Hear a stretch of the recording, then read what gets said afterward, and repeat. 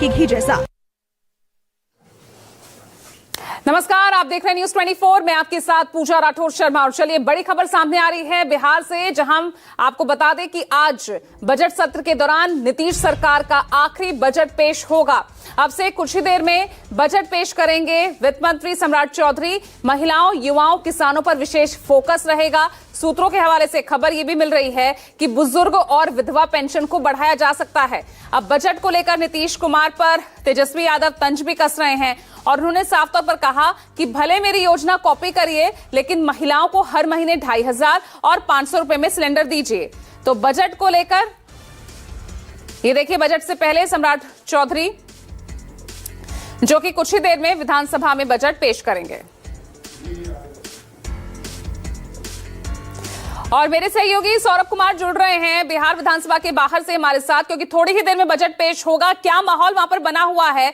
क्योंकि इससे पहले यहां पर विपक्ष ने भी जमकर हंगामा किया, कार्यवाही स्थगित हो गई, लेकिन बजट से पहले किस तरह की तस्वीरें आप देख रहे हैं? क्या सुगबुगाहट, क्या हो सकता है बजट में?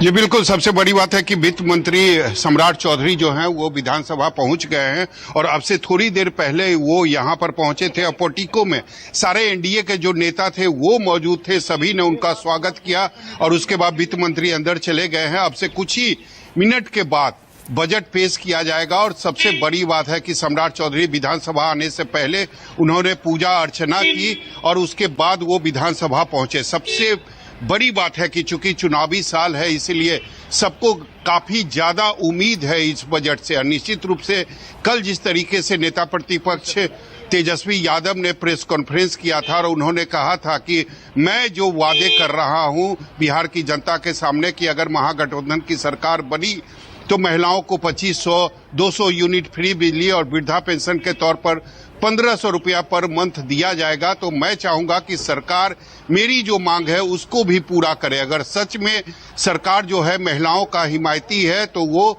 2500 रुपया पर मंथ महिलाओं को देने का वादा करे। निश्चित तौर पर देखना होगा, क्योंकि सरकार को भी यह पता है कि पिछले 2 महीने से नेता प्रतिपक्ष तेजस्वी यादव पूरे राज्य में घूम रहे हैं और क्या क्या वादे कर रहे हैं। निश्चित तौर पर एनडीए इसका भी खासा ध्यान रखेगी कि बजट में ऐसा कुछ जरूर हो जो महिलाओं को आकर्षित करे, क्योंकि अंतिम बजट है इस कार्यकाल का। तो निश्चित तौर पर काफी कुछ, चाहे महिलाओं के लिए हो, युवाओं के लिए हो, या वृद्धा पेंशन के तौर पर राशि बढ़ाने की बात हो, या फिर किसानों को भी तोहफा देने की बात हो, या स्टूडेंट क्रेडिट कार्ड जो अब तक 3 लाख रुपया मिलता था उसको भी बढ़ाने की बात चल रही है। तो अब से कुछ ही देर में यह साफ हो जाएगा कि बजट में है क्या और किसको किसको, यानी किस किस वर्ग को इस बजट से फायदा होगा और किसे नुकसान होगा। लेकिन ये जरूर कहा जा सकता है कि अब से कुछ ही देर के बाद जो राज्य सरकार बजट पेश करने वाली है, निश्चित रूप से यह बिहार के लोगों के लिए काफी फायदेमंद होगी, क्योंकि चुनावी साल है और ऐसे में एनडीए सरकार कोई भी मौका नहीं चूकना चाहेगी, क्योंकि सबको पता है कि अगर ये बजट आम लोगों को आकर्षित करेगी तभी एनडीए जो है फिर से पूरे बहुमत के साथ सरकार में आएगी। जी बिल्कुल, और बिहार के लिए क्या कुछ खास होगा, नजर इसी पर रहेगी। हालांकि जब दिल्ली का चुनाव हो रहा था उससे पहले जब आम बजट आया था उसमें भी बिहार को अच्छी खासी सौगातें दी गई थी। और यहाँ देखिए तस्वीरें जो हैं हम लगातार दिखा भी रहे हैं, क्योंकि सम्राट चौधरी पहुंच चुके हैं।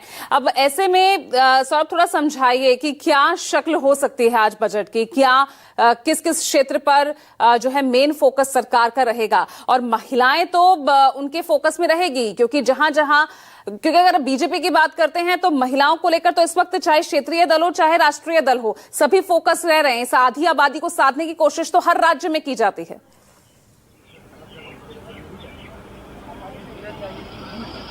जी बिल्कुल, महिलाओं को पहले अपना स्टार्टअप तैयार करने के लिए 5 लाख रुपया मिलता था राज्य सरकार के तरफ से। हो सकता है उसकी राशि बढ़ा दी जाए और किसानों को सहायता के तौर पर जो 3 लाख रुपए मिलते थे, हो सकता है उसकी राशि बढ़ाकर 5 लाख रुपए की जाए। उसी तरीके से स्टूडेंट क्रेडिट कार्ड की अगर बात करें तो 4 लाख रुपया स्टूडेंट को मिलता था, हो सकता है उसकी राशि बढ़ाकर 4 से 6 लाख रुपया कर दी जाए। तो निश्चित तौर पर कई